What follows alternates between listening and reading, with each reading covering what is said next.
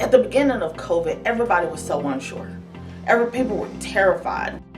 I'll never forget the day that we were told to pack up our belongings in the office and go home.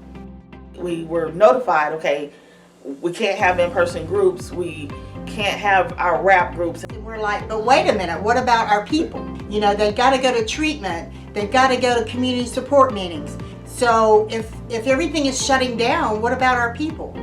I was like, I need to know what we're gonna do, you know. It really scared me to death when COVID hit. And I was like, okay, what's next? As the accountability court judges, we were just thinking, oh my gosh, how are we ever going to make it? The participants were calling, what are we gonna do? We can't have a group, what are we gonna do? And to us, that meant, okay, they know they need this and they want this. We gotta do it. We gotta put it in place. We gotta put it in place now. Let's get this show on the road. And that's what we did. We got it on the road, 24 hours, we were ready to go. So a few of us were able to get together, and you know, that was the beginning of Zoom. It was moving fast, and our judges, we were on it. We knew that there was no way that we could let people just not go to treatment and not have the community support meetings. The outside home groups were shutting down, and we had to put something in place right then, right there. Within 7 days from the shutdown, our peers had 2 recovery meetings a day going for anyone who was in our programs, anyone who needed those. Our response to COVID was, we were just thinking about the people. You know, we were able to put ourselves in their shoes.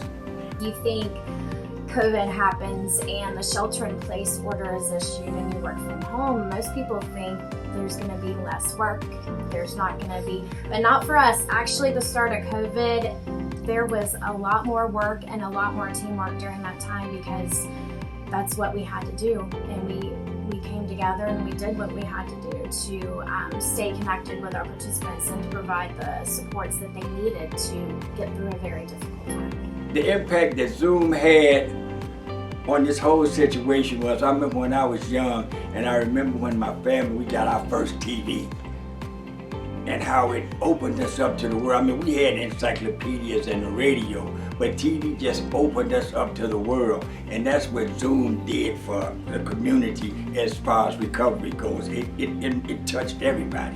It gave us a chance to really go into people's homes with recovery. Now, the people used to come here for maybe a rap meeting or AA meeting, but now they're at home, and it actually touches the whole family. Outside of that, during the day, we would get calls, and people, you know, express their stress areas or whatever.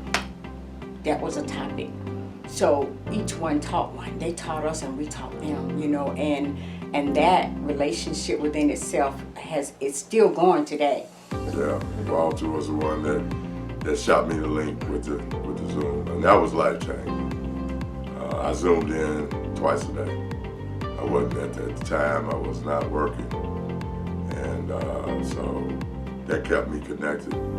It played a huge role. Didn't have to drive anywhere, didn't have to go anywhere. Zoom was huge for all the programs here back then. Here it is a year later. We're still on Zoom, we still do it twice a day, and the attendance is still outgoing.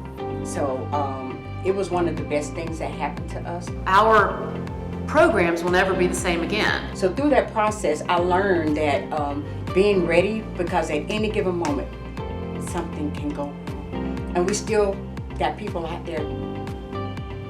It was hard enough. We would have failed if we would not have moved immediately, started Zoom immediately. We would have failed. And that, to me, was the one factor that made the difference.